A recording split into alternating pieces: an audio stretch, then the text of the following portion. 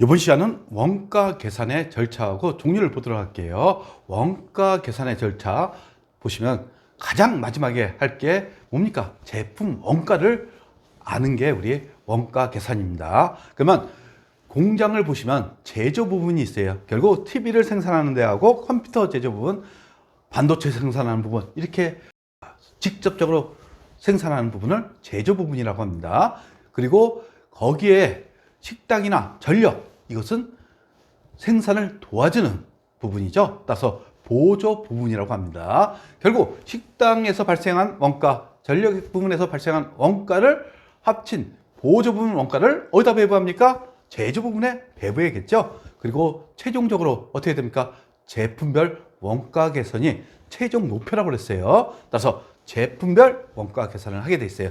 40인치 TV, 50인치 TV, 60인치 TV, 아니면 컴퓨터면 데스크탑, 노트북의 원가를 계산하는 게 우리 원가 계산의 절차예요. 결국 보조 부분의 원가를 집계하고 제조 부분의 원가를 집계하고 최종적으로 제품별 원가 계산을 한다고 보시면 되는 거예요.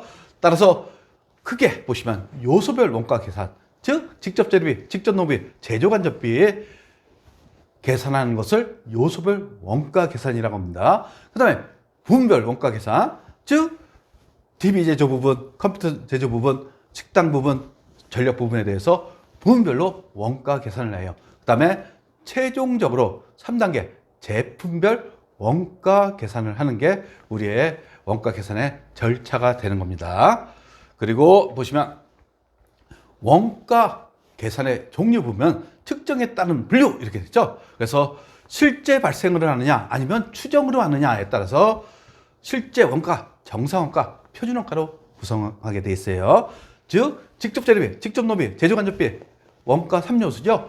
이것을 다 실제 원가, 즉 집계한 거 갖고 원가 계산을 한 것을 실제 원가 계산이라고 합니다. 근데 정상 원가 계산 또는 예정 원가 계산 이렇게 표현하는데, 직접 재료고 직접 노비는 실제 발생한 원가 갖고 계산해요. 근데 제조 간접비는 예정 배부액이라고 표현합니다.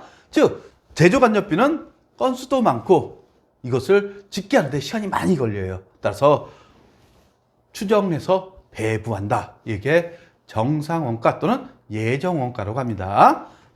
그래서 우리가 나중에 정상 원가에 대해서 공부할 거예요. 그리고 표준 원가 계산, 표준 원가 계산은 전산세무 1급에서 나옵니다. 다 표준치예요. 표준. 가장 원가 계산이 빠른 게 어떤 거겠어요? 표준 원가 계산입니다. 왜? 다 표준치를 갖고 미리 설정해 놓은 거 갖고 제품 원가를 계산하기 때문에 가장 빨라요. 그만큼 표준 원가는 어렵습니다. 따라서 표준 원가 계산은 전산세무 1급에서 출제되고 있어요. 그 다음에 생산 행태에 따른 분류 해갖고 개별원가 계산하고 종합원가 계산, 우리가 나중에 개별원가 계산을 별도 배우고 종합원가 계산을 별도 배울 거예요. 주문 생산 특징입니다. 즉 덩치가 크다고 보시면 돼요. 선박이나 비행기 제조 이런 것에 대해서는 주문 생산이죠. 따라서 선박을 몇 톤짜리를 만들어달라, 아니면 비행기 어떤 비행기를 만들어달라, 주문을 통해서 생산을 들어가는 겁니다. 근데 종합원가 계산은 주문이 아니라 대량 미리 생산하는 거죠. 미리 생산해 갖고 소비자들한테 파는 거예요. 즉 자동차 산업, 그 다음에 정유 산업, 대량 연속 생산이라고 표현합니다. 이때 우리는 종합원가 계산을 한다고 표현한 거예요.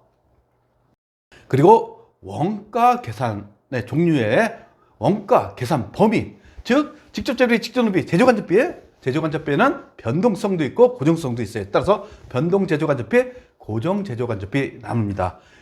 이것에 대해서 지금까지는 우리 전체 원가, 요게 제품 원가라고 그랬어요. 그래서 전부 원가 계산이라고 합니다.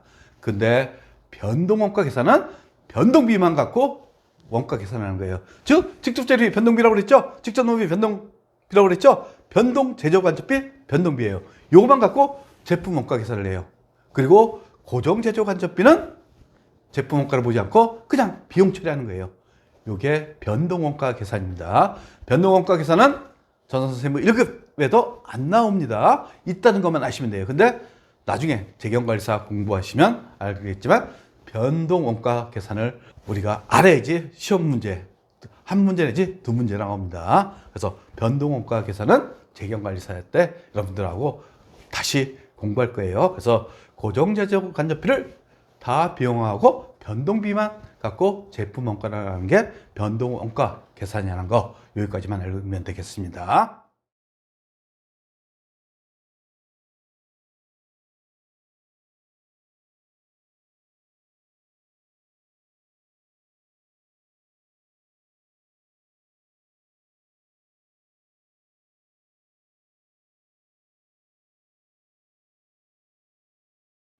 구독과 좋아요는 우리에게 큰 힘이 됩니다.